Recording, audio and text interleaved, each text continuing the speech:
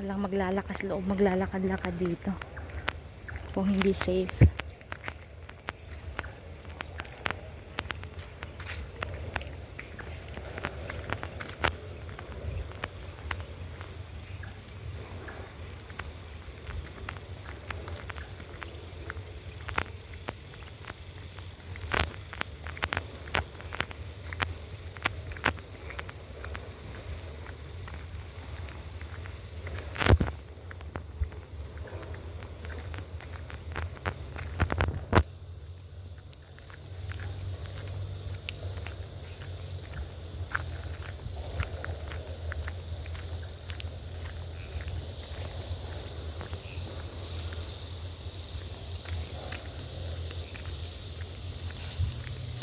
Pagod na ako maglakad, masakit na yung paa ako.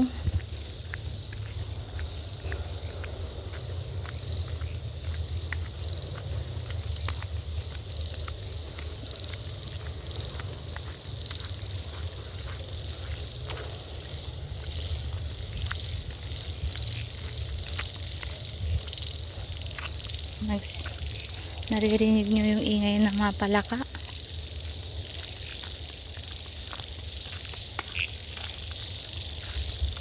Palaka ba yan? Not sure. May black lady doon, oh. Kita nyo? May black lady din pala sa likod ko.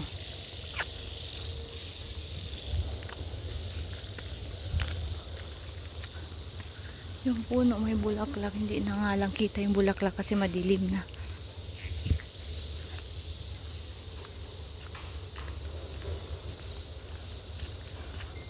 La la la.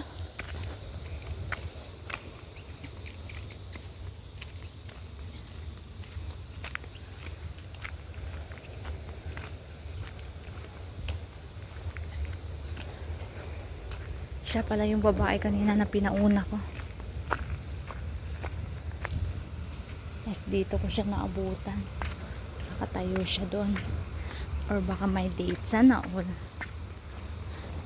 Hindi kayo na may ka-date.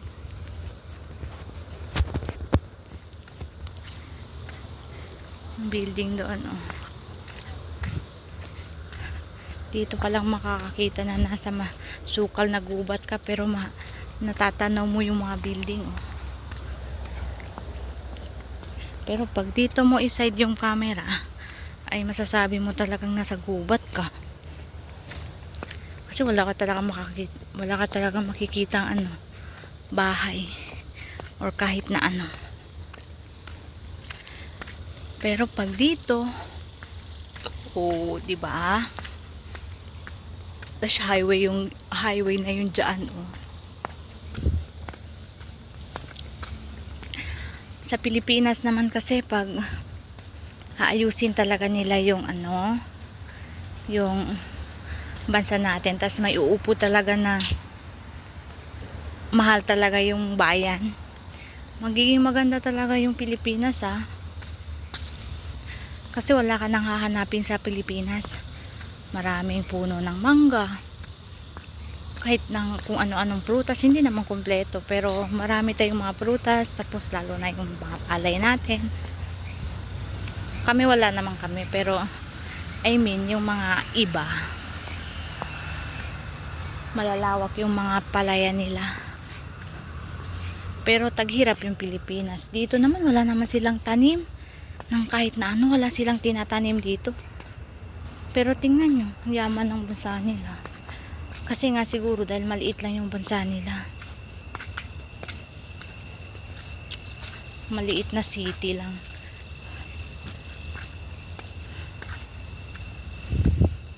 Sa Pilipinas kasi kahit tingin ng iba maliit lang yung Pilipinas, pero pag nandun ka na kasi masasabi mong malaki.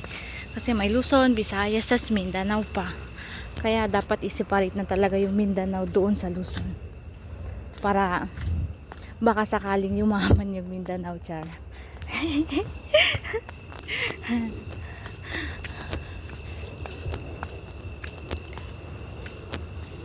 Kasi para sa akin naman, kung ganito lang yung kung ganyan lang yung nangyayari sa bansa, Kung may uupong presidente na mahal talaga nagmamahal talaga, nagmamalasakit talaga sa bayan, maganda talaga.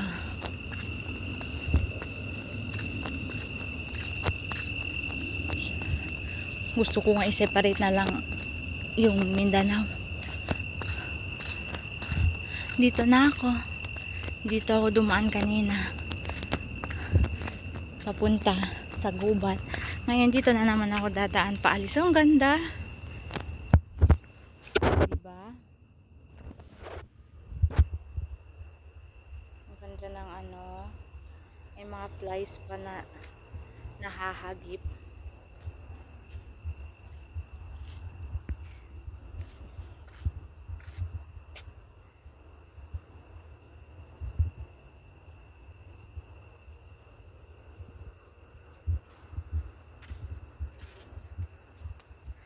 Bakit sabi na lang na mahal ko siya, di na baling mamahal siyang iba. Bakit sabi wag siyang alala, tingnan nyo doon, may building din doon, no? Di ako umaasa, alam kong ito'y malabo, di ko na mababago, ganon pa man, pakisabi na lang.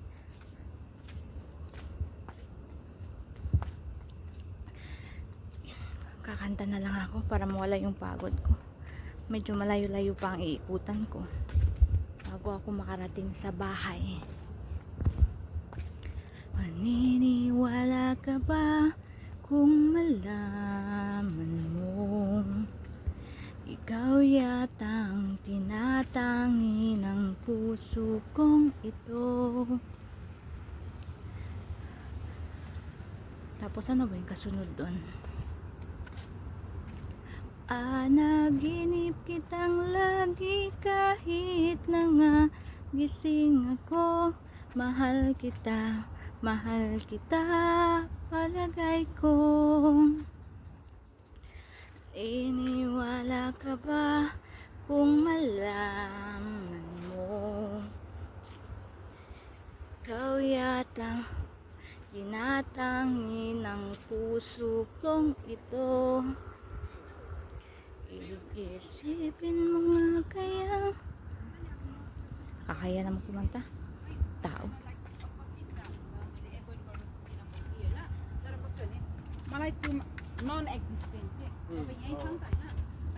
Nagbibiro lamang ako. Mahal kita, palagay ko. Palagay ko mahal kita, ikaw na nga walang iba. Di pa kasi masabi ng puso ang nadarama. Pansinin mo rin kaya, mahalin mo rin sana. Kasi na nga palagay ko mahal kita. Iniwala ka ba kung malaman mo ikaw yatang nagpatibok ng puso kong ito? Iisipin mo nga kaya nagbibiro lamang ako. Mahal kita, palagay ko. Ewan ko, wala na atang direction yung kanta ko. Palagay ko mahal kita, ikaw na nga walang iba. Di pa kasi masabi ng puso ang nadarama. Pansinin mo rin kaya, mahalin mo rin sana. Kasi na nga palagay ko mahal kita. Oh, may tambayan din dito, may maupuan na kahoy. Sige lang, hihintayin kita. Sige lang.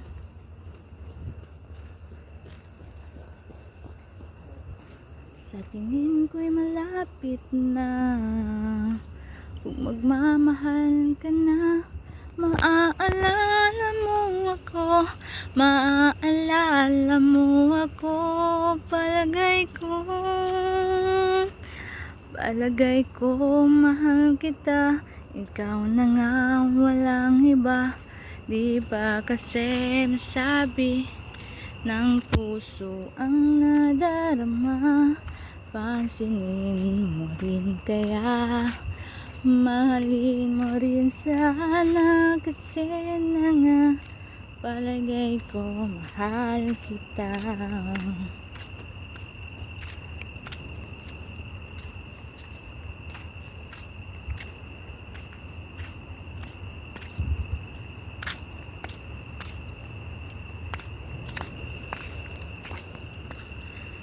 Kala mo naman kaganda ng boses, kumanta-kanta pa.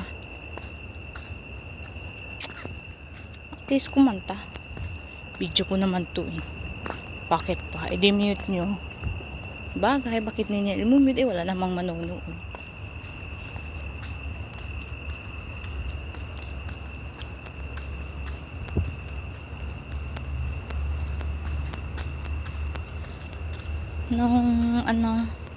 Sabi ko talaga, it's not easy letting go, not when heart are saying no, but when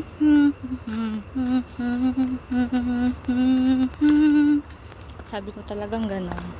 Hindi naman pala, akala ko hard. Pero kung andun ka na pala sa part na yun, kabilis lang pala. Tapos parang wala lang. Oh, nakita ko na naman yung babae. Tinadhana ba tayong magkatagpo? Lagi tayo. Pumunta pa talaga siya dito sa akin.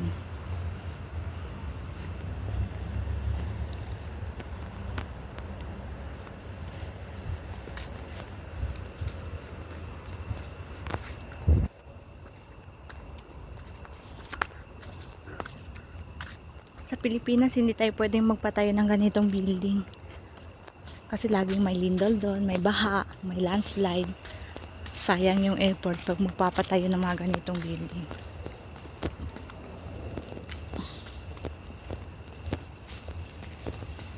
Galing naman ng lalaki. Paano kaya siya nun? Wala man siyang manibela. Siguro pag ako yung magdadrive ng ganun, ewan ko lang kung hindi mauuna yung ulo ko.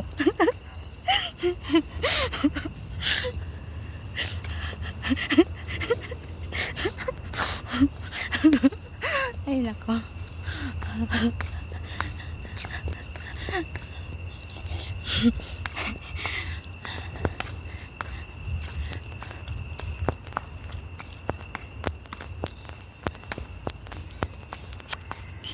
Dadaan na ang Reyna.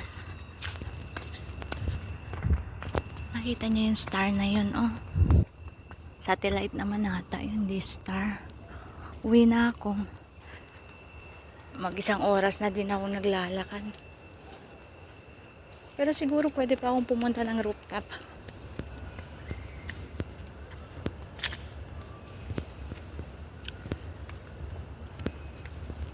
Hindi pa dumating yung mga employer ko. Wala pang ilaw yung bahay.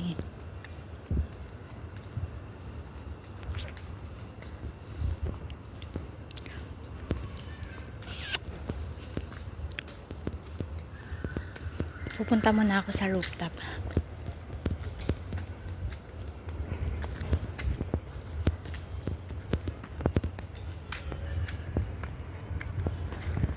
Maganda kayang tambayan yung rooftop.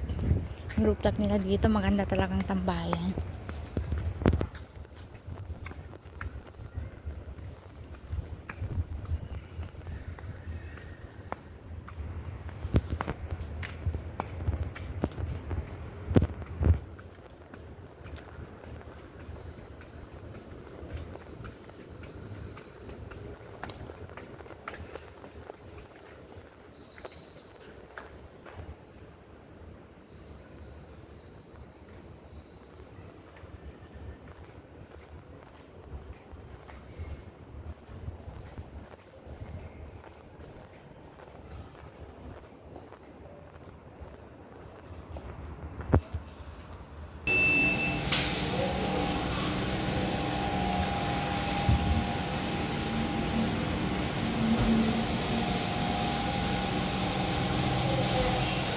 Nandito na tayo sa 11. Sarap ng hangin.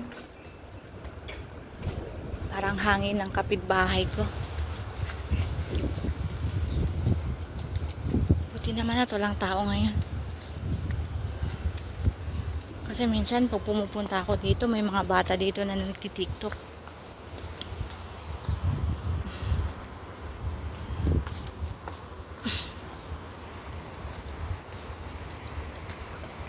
Dito ako lagi naupo pag pumupunta ako dito. Dito.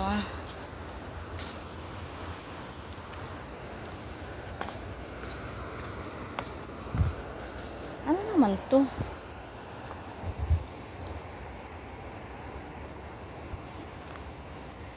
Spot scan? Spot scan daw. See? Ang ganda dito. Pero yung mga nag-iilaw-ilaw, puro lang din naman building. Kaya siguro hindi naman maganda. Pero para sa akin kasi maganda siya. Tingnan yung mga ilaw-ilaw na nasa bintana-bintana.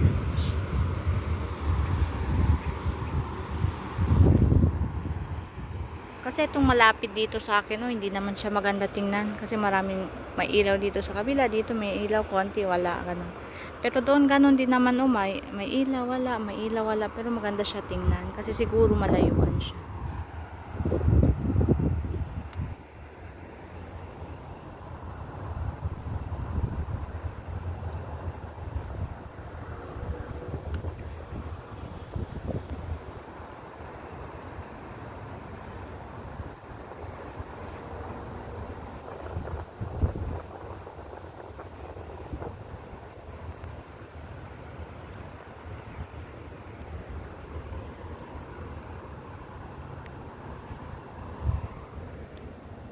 Ay naku, ay nakakapagod. Ano kaya ito?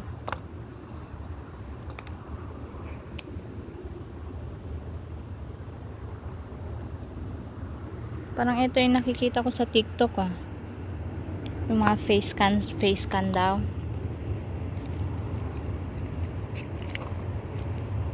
Tapos paano kaya to?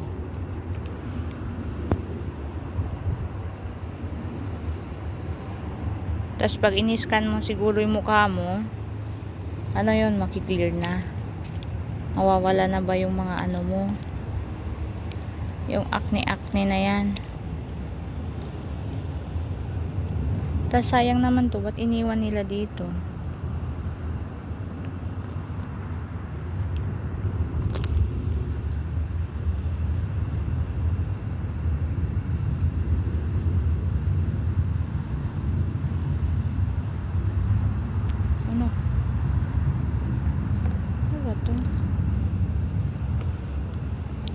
Parang gel man yung laman niya. Pero ewan ko ba't hinayaan nila dito. Siguro patago lang to binili. Kaya step 1 daw gagamitin ito. Tapos step 2 yan. Step 3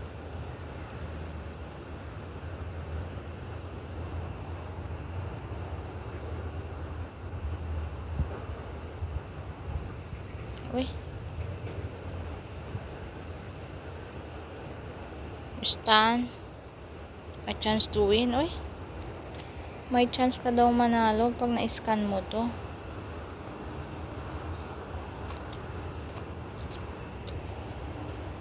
Tapos pag in-scan ko to,